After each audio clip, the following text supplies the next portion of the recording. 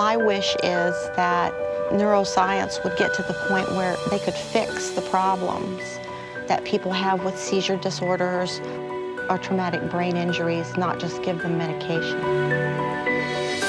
My wish for the future of neuroscience is that technology and more research can be done on the brain and spinal cord so that more outcomes can be positive like mine was. My wish is that every neurological patient could have their life back. Neuroscience deals with anything that touches the brain and the spine. Your brain is your command center. So whether it's a stroke, things that affect your speech, your thinking, your walking, your talking, the good news is people are living longer. We're starting to see a whole nother manifestation of things, whether it's the dementias, the Alzheimer's. Rather than thinking about just the brain or just the spine, in healthcare we're trying to really, and especially here at OhioHealth, we're really trying to bring this package to looking at a person. On Monday morning, he got up. He did not know who he was or who I was. When he got to the hospital in Marion, they did a spinal tap, and he had bacterial meningitis. So they put him in a drug-induced coma, and he was in the ICU at Marion until that evening, and they called me at home and said they were taking him to Riverside. I walked in, and Dr. Stephenson, the surgeon, was there, and he told me that if Bill did not have surgery, there wasn't any way he could survive. And if he had surgery, it was a 50-50 chance. So I had to give him the chance. I had dizziness, loss of coordination, loss of vision. I was stumbling into everything.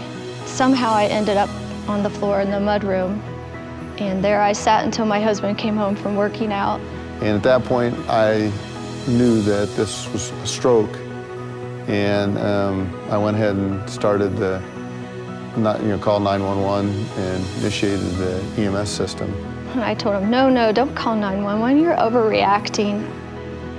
I had my MRI, and she diagnosed me with Chiari malformation type 1, which was probably the scariest day of my life. And I didn't really know what it was, but she said I needed to talk to a neurosurgeon, which is a word I never thought I would use or someone I never thought I would meet. I had headaches and ear ringing 24 hours a day, 7 days a week. I was suffering from insomnia. I wasn't able to sleep. I couldn't focus in my schoolwork. I'm only 23, so I didn't think that I would ever need to have brain surgery. They did a mercy procedure on me, so I do remember my head was burning.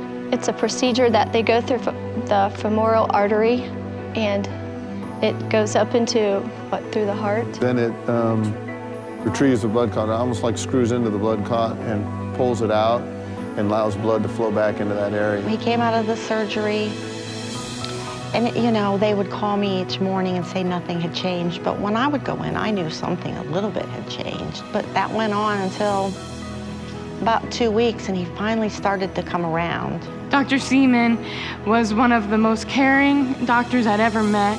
He came in the first appointment, and he told me, we can and we will make this better, and we'll give you your life back. My recovery was immediate right after the mercy procedure. I'm a physically fit person.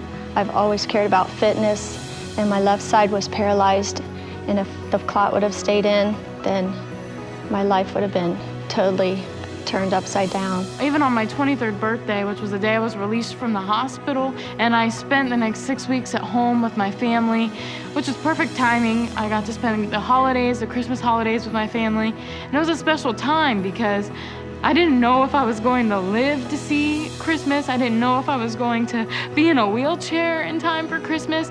I didn't know if I would remember who I was in time for Christmas. And I had everything. I was able to walk, talk, eat. Dr. Seaman kept his promise. He told me if I had a bad Thanksgiving, or if I had, the operation around Thanksgiving, I would have a great Christmas. And he kept his word.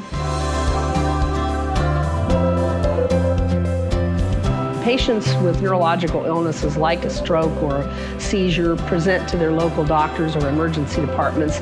They want to get specialized care quickly. Every decision as far as the planning of the new building and the care that will be given there has been really planned with the patient first, not the doctors or the nurses or the administrators. The patient really has been the focus, and I think that will differentiate it from almost any other place. My wish for neuroscience is I hope to see through the teamwork and the collaboration that we advance the care and the treatment, and ultimately one day we see cures. My wish for the patients who are treated in the new Neuroscience Tower is that they will receive care that is both compassionate and high-tech. My wish for the future of neuroscience is that procedures and technology continue to improve so we have great outcomes like Lisa's. My wish is that every neurological patient could have their life back.